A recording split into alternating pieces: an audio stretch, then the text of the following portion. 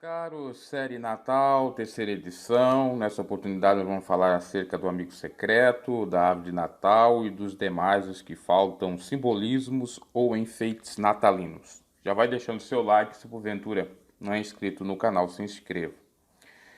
Lembrando que esse estudo não visa atacar fé ou religioso ou religião alguma, apenas trazer a verdade à luz do Evangelho, que considera a prática natalina como é feito exatamente um paganismo ou um costume meramente humano que as igrejas do Senhor não deveriam ter.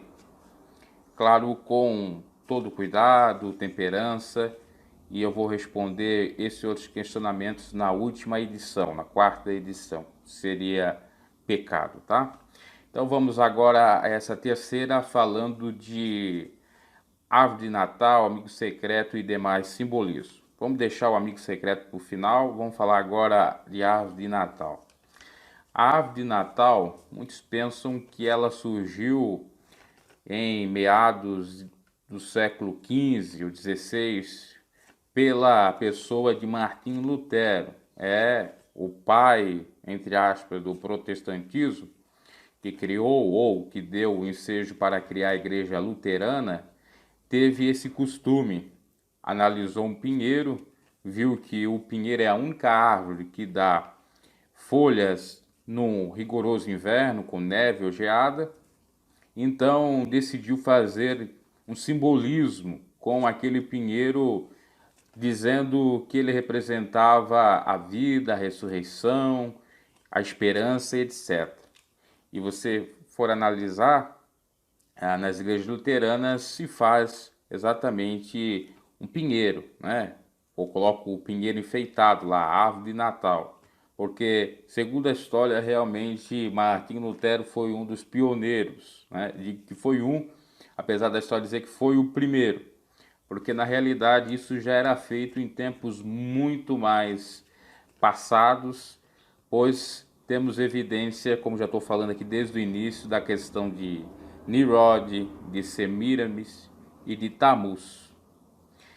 Então, de fato, surgiu a árvore de Natal muito tempo antes, atrás desta feita ou desse ato do senhor Martinho Lutero. O que era feito? No tempo já de Semiramis, após seu filho ser morto, ela colocou ele diante do presépio, entre aspas, da árvore de Natal, olha, que seria a árvore de Natal. E lembrando que Tammuz, segundo a própria Semiramis, era reencarnação de Nimrod. Após Tammuz ser morto, costumou-se a ir e visitar esse local e jogar presentes lá e cultuar aquela árvore para dizer que de fato estava cultuando ao Deus Todo-Poderoso Nimrod. E Semiramis, bem perversa, continuou propagando isso até o fim da sua vida, porque ela também era considerada a rainha dos céus. E o que se fazia lá, inclusive, matava pessoas como sacrifício, como holocausto, queimadas ou esquartejadas para esses deuses, configurando até um pouco daquilo que alguns israelitas acabaram fazendo, servindo ao deus Moloch, o deus que de fato recebia holocausto, sacrifício vivo de pessoas, geralmente crianças vivas, né? Então, essa cultura do madeiro, da árvore, melhor dizendo, e do pinheiro já está há muito tempo atrás. Inclusive é citado no Velho Testamento vários deuses que se cultuavam sobre a árvore, sobre o madeiro. Lembrando que o deus Sol é Tammuz, que é Baal, né?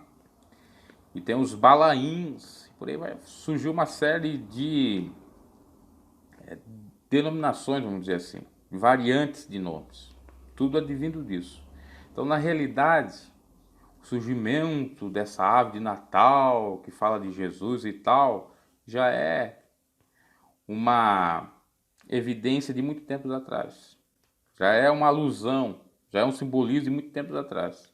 Lembrando que se o menino Jesus tem alusão a Tammuz, é óbvio que a própria árvore de Natal tem alusão ao mesmo, ou faz alusão ao mesmo ato que Semiramis, Nimrod e Tammuz fizeram, ou que se configurou. Portanto, é um costume com toda certeza pagão, ainda que Martinho Lutero teve um insight e disse que, de fato, ela representava uma outra coisa. Aí muitos vão dizer, mas você tem que, de fato, saber discernir o simbolismo da coisa. Saber, de fato, não se apegar ou não dar o valor a determinado simbolismo. Quer dizer, por exemplo, se tem um costume tal, com um simbolismo tal que representa essa tal coisa, eu não posso, né, acreditar naquela, mas eu posso utilizar a mesma figura para ter um outro significado. Né? E inclusive chega até a utilizar a palavra de Deus dizendo, olha, porque a mesma serpente que é considerada diabo, Jesus disse que era para nós sermos prudentes que nem a serpente, né? Utilizou a mesma figura de linguagem, o mesmo objeto, melhor dizendo. Eu até compreendo isso, mas isso não nega que essa tradição venha do paganismo, que o fazer a árvore de Natal não vem do paganismo. Aliás, já estou até adiantando a minha resposta na quarta edição, vamos deixar para lá, né? E era isso mais ou menos o que se tinha para falar da árvore de Natal. Vamos aos demais simbolismos e, por fim, como já disse, nós vamos ao amigo invisível. Na oportunidade da segunda edição, nós falamos acerca da vela de Natal, do presépio, da estrela de Natal. Agora nós falamos da árvore de Natal, lá nós tínhamos falado do sino de Natal também. Vamos falar da ceia, a ceia de Natal, que representa, segundo a tradição católica, o banquete eterno, a confraternização, a amizade, a fraternidade, etc.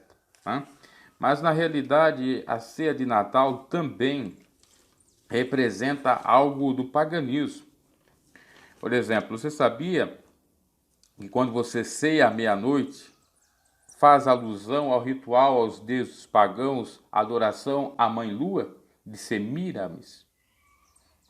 Tem a ceia de Natal à meia-noite, depois vem a missa do galo, os católicos. Seria adoração à Mãe Lua.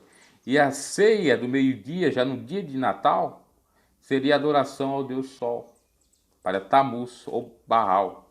E você pode conferir algumas referências bíblicas que falam do Baal, né, em Ezequiel 8, 14, 16, 2 Reis 10, 19. Na antiguidade, segundo o calendário da Caldaica, 25 de dezembro era o dia da criança, do nascimento de Tammuz.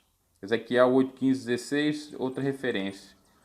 Em Israel, Semiramis é falada tanto, me parece que em Jeremias, Ezequiel e outros profetas, como Astarote, e Tammuz, Baal. Já para o Egito é Horus. Então, com toda certeza, a ceia que você faz, né, é claro que eu já disse, eu vou responder na próxima edição, mas ela remete, de fato, a esse culto pagão, a essa ceia pagã.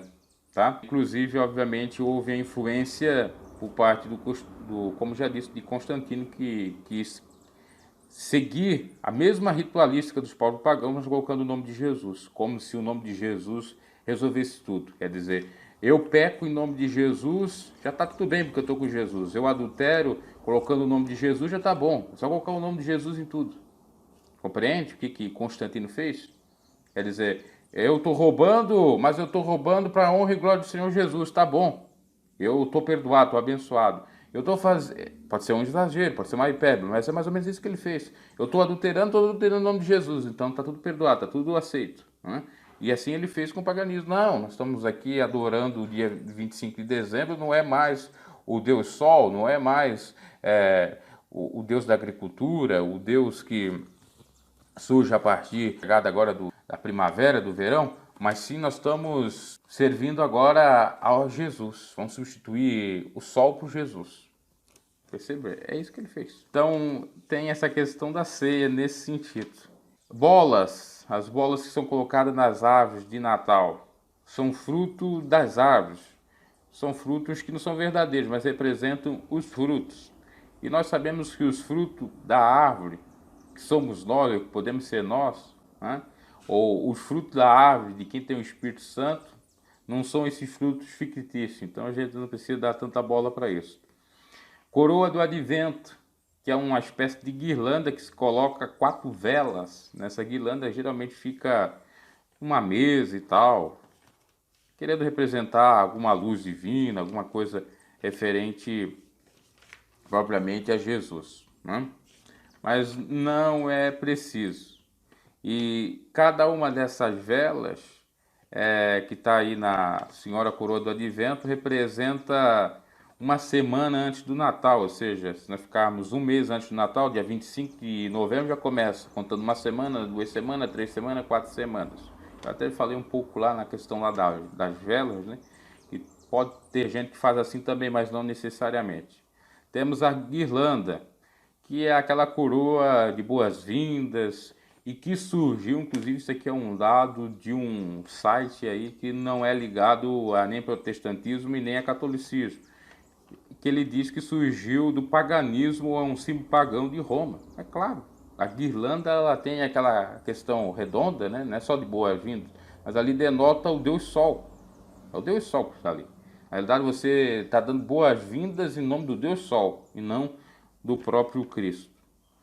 Aí depois surgiu a questão do cartão de Natal, né? Que John Koch, aliás, Colt Huxley, que criou isso de distribuir cartões de Natal, falando mensagens natalinas. Hoje em dia se faz isso por mensagens eletrônicas e tal, né? Já entra o comércio também, né? Aliás, você vai analisar, eu anotei 15 simbolismos do Natal. Vela de Natal, comércio. Presépio vai fazer comércio. Estrela de Natal, comércio. Ave de Natal, comércio. Cílio de Natal, comércio. Praticamente tudo comércio. Ceia de Natal, comércio. Bola, coroa do Advento. Todas as 15 praticamente, né? Peru veio da tradição dos Estados Unidos, que é um prato típico que se come no dia de ação de graça. Turkey Day, que surgiu em 1621 nos Estados Unidos, quando eles, de fato, tinham uma fartura nas colheitas, ou tinham fartura nas suas colheitas, né? Era uma maneira, uma forma de agradecer. Então, foi pegado dessa tradição americana. Ainda temos os presentes de Natal, né? Que ainda não é o amigo secreto, depois a gente vai para o amigo secreto. Os presentes de Natal é porque os reis levaram presentes ao menino Jesus, né? E simboliza ali naqueles presentes dos magos, melhor dizendo, reis magos, o ouro, o ouro, a realeza de Deus, o incenso, a divindade e a mirra, a humanidade de Jesus Cristo. Na realidade, como eu falei, Deus é Jesus Cristo. Então, e não tem pecado também você dar presente. Qual é o, né, já adiantando até o que eu ia responder na quarta edição. Mas é uma tradição, é um simbolismo, né, do Natal. Ainda temos a figura do panetone, né, o pão di tonno do italiano, que foi feito em Milão por um empregado que trabalhava numa padaria, tinha alta demanda de pães para então a ceia de Natal. Ele acabou errando lá nos ingredientes do bolo, fazendo uma coisa um pouco diferente da normal, e o povo acabou gostando, né, daquela massa diferente, e então o patrão chamou aquilo de pão de Tony, porque o nome dele era Tony, e ficou aí conhecido, panetone, né? Hoje nós temos até a figura do chocotone, que é de fato uma tentativa de colocar o panetone apenas de chocolate, não com aquelas frutas cristalizadas, né? É uma outra configuração de panetone. Isso é normal também, não tem nenhum problema. Ainda falta falar, me parece só do amigo invisível, né? Acho que já falamos dos demais todos aqui, acho sim.